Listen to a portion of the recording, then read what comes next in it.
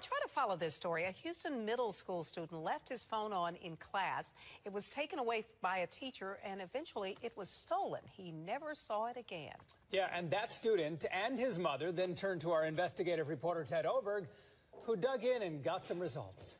Yeah, hey, Art and Mel, since we're talking about school, let's give a quick lesson. If you leave your phone off in class, you'll never be the subject of a story like this, but this student did leave his phone on. And as we investigated this case, we found a lot of things that made us curious.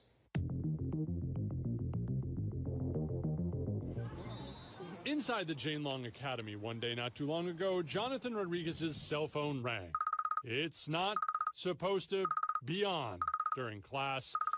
He turned it off as fast as he could, but not fast enough to stop his teacher from taking it. Rules are rules.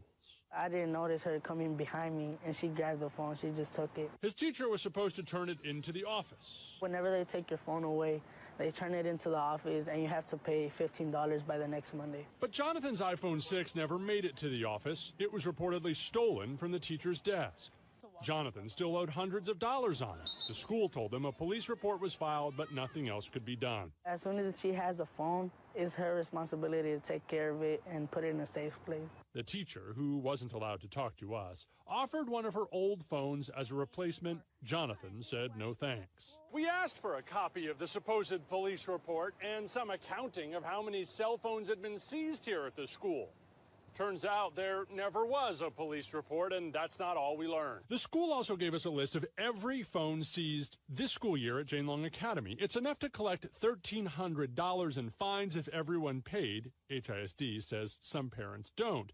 But days after turning that list over to us, they also, surprisingly, turned over a check to Jonathan's mom so he could get a new phone. What's the rule with that during class now? Put it in your pocket. And turn it off? Turn it off. How often? All day. Jonathan promises he keeps his phone off all day, every day in class, and hopefully he continues that next year, and that's the lesson, keep it off. But it's also an interesting question about what the school's responsibility is in cases like this. An HISD spokesman said school policy is to pay some for a lost phone, more if the phone is under contract, but a police report is required. And when we pointed out there wasn't one in this case, HISD seemed to make that check appear pretty quickly.